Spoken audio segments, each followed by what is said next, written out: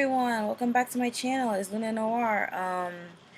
Okay, so in actuality, I was going to watch the entire Higurashi Umineko and just like review the entire thing as a whole, but there's so much jammed into it. Like, it's 26 episodes long. There's so much in it that I'm afraid that I'll get everything like messed up. So instead, I'm going to do them all section by section since I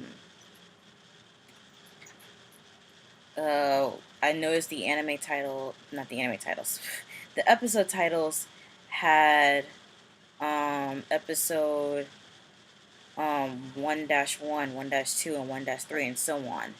So after getting to episode 5, I saw that the title at the end changed to 2-1, so I'm assuming that these episodes are like chopped up into sections. So I'm going to review them like that too. Alright, so I'm going to go through episodes 1-5 with you.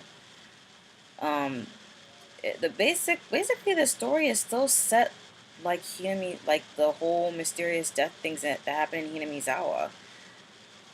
People are dying and or disappearing, and no one knows what is happening and why. But that was chalked up to Oyashiro's curse because it was a small village, relatively small village actually, and they all worship the same deity. But in this instance, it's 18 people trapped on the secluded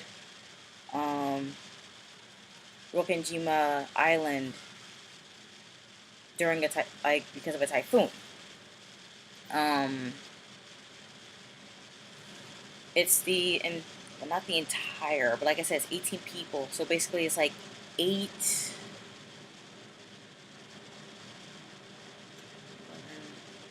12 members. Wait, yeah, I think like 12 members of the Ushiromiya family and 5 servants. But I think my math might be off. I think my math is a little off, but the general idea is that there's 18 people trapped on this island during a typhoon, okay? Don't judge me. I kind of suck at math, okay? So I'm going to tell you, like, who's on the island. It's the head of the family, Kinzo Ushiromiya, and then his family, like, oldest, youngest, his son Kraus, along with his wife Natsuhi, and their daughter Jessica, his second child and oldest daughter Ava, along with along with her husband Hideyoshi and their son George, his third son Rudolph. No, not Rudolph the Red-Nosed Reindeer. I don't know why they gave him that name though. Whatever. His son Rudolph, along with his second wife Kairi, and their son Battler. And then finally his youngest child Rosa and her daughter Maria. Basically, the whole family gets together on this island because the adults are talking about their financial situations, as well as because their father is basically kind of on his deathbed, who is going to inherit his vast fortune. And the legend also says that he was given like 10 tons of gold by the witch Beatrice. And whoever inherits the money, which should be Kraus since he's the oldest, but they're having this whole dispute over it. Whoever inherits the money becomes head of the family or whatever. They'll like split the money evenly, I think. So it's like a whole dispute over that, but they have no clue that Kinzo is actually planning something of his own. He basically gathered his family there to sacrifice them to revive the witch Beatrice, as foretold on this epitaph under a picture of her in the lobby. I can't remember all of it, but it's like um, it's like each each death is marked with a significant number of people. Um, Aside from the family, the servants there are Genji, who's a butler, Goda, another butler, Kumasawa, who's an elderly woman who I believe is a maid, and then there's Shannon and Kanon, who are, I believe, also a maid and a butler. But Kanon refers to them as furniture, which I still don't get. Um, so, like I said, each death, as foretold on the epitaph, is marked with a certain number. Um, During the typhoon, that basically, like I keep saying, traps them on the island. Um, Basically, I believe the deaths are really marked by like the symbols that are found where the bodies are found and everything. Um, I think Maria said that mentioned two of them refer to biblical texts from the Book of Psalms, but I'm very, very skeptical about that. Uh, she gave Maria gave Jessica and Battler a medallion each with a scorpion on it and some writing on it. She said that it blocks out magic. So basically, since Beatrice is a witch committing all these murders, um, as long as Battler and Jessica or anyone or whatever has that talisman that Maria gave them, then they're basically fine. So sadly, the first six people to die are Kraus, Rudolph, Rosa, Kyrie, Shannon, and Goda, and they were like all brutally murdered. What made me choke up about this was the fact that George was really in love with Shannon and kind of proposed to her. And what, like I said, what really choked me up was the fact that she was wearing the ring, so she had basically accepted his marriage proposal, but he was giving her till the next day to give um, him her answer and everything. So that I actually had to stop watching it for a bit so I could calm myself down because I really almost started crying. The next two to die are George's parents, Ava and Hideyoshi, and they were both found with stakes in their foreheads, which is pretty bad. Um, the next, sadly, to die was Kanon, and he was actually going up against the witch Beatrice. Well, rather, her spirit form, kind of, because she appears as golden butterflies.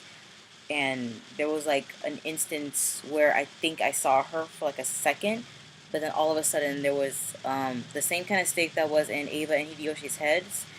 It impaled Kanon's chest. Um, and then basically Kanon was down in the boiler in the boiler room when he died because he was investigating a foul smell, and that smell happened to be coming from Kinzo. They found his body in uh, the boiler, the hearth, and they found him basically kind of like in a fireplace, like practically completely incinerated, which was nasty. Um, Apparently, Kinzo what had investigated the last couple of years of his life into dark arts and black magic to try reviving Beatrice. So I don't think he assumed that he would be one of her sacrifices. The next couple of people to die were Genji, um, Nanjo, and Kumasawa. They were all they all had their faces mutilated, and they all had stakes in them. But Genji was stabbed in the stomach, as portrayed in the epitaph. Again, portrayed in the epitaph, Nanjo was stabbed in the knee. And once more, as portrayed in Epitaph, Kumasawa was stabbed in the leg. What disturbed me about this was the fact that Maria was in the room when all this happened, but facing the wall singing. That creeped me out so much. So, with like only 5 people left, Natsuhi, Jessica's mom, decided to face the witch Beatrice on her own. There was a golden butterfly there, and she shot at it. But before that, she had locked Jessica, Maria, George, and Battler in the room with the other 3 corpses. They broke out just in time to see Natsuhi collapse to the ground, apparently from a headshot. So it's thought that she might have committed suicide, but my thought is that Beatrice like probably materialized and deflected the shot back at her, and it just happened to hit her in the head. So Maria, the entire time, is creepy as hell. Every time Beatrice is mentioned, um, she laughs maniacally, like she's the one helping out doing all of this stuff. But she's just like what, 9? She's crazy to me. As adorable as she is, especially when she's excited, she's creepy. She reminds me of Rena when she starts getting paranoid about Oyashiro and everything, just without the cat eyes. She just has this smug demeanor about her, like she knows everything that's going to happen. Anyway, in the end, um, more golden butterflies materialize around Maria, George, Jessica, and Battler, and supposedly all 4 of them die off. We see a letter in a bottle drifted, like found by these 2 fishermen, written by Maria, asking that they reveal what happened on the island. Like, even though like by the time that message was found, she was already dead, possibly with a corpse or not. And then like a little prologue thing said, well, a little I can't remember the name for it. I can't remember the term for it. There was like a bit at the end that said that even to this day, the mass witch murder at Rokenjima Island was never solved. And then we're treated to a small post-credit scene with Battler, Maria, Jessica, George, Conan, and Shannon all talking about what happened, and Battler is like really not buying the fact that Beatrice, a witch who to him does not exist, is the one that did everything. But then Beatrice actually materializes, and sadly, everyone else gruesomely dies, and leaves Battler in the room with Beatrice on his own, with him declaring that he'll expose her so-called magic as being fake, and that a human committed those murders all along. And she finds him so interesting, so she's actually going to keep him around, I believe.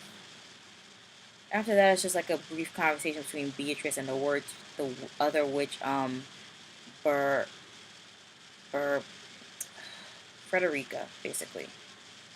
Who basically, in my opinion, is just basically Rika from Hinamizawa. Her older self, kind of. I can't wait to start. I mean, I'm going to watch these sections like day by day. So tomorrow I'm going to start watching episode 2-1 to wherever it ends. And then I'll do another review on that, I guess maybe tomorrow or Sunday. But yeah, I can't wait to see what else is in store. I mean, brutal deaths aside, this story is really interesting. So, if I missed anything, leave your comments down below telling me that. Like this video, subscribe for more content, and I will see you all in the next video. Luna out.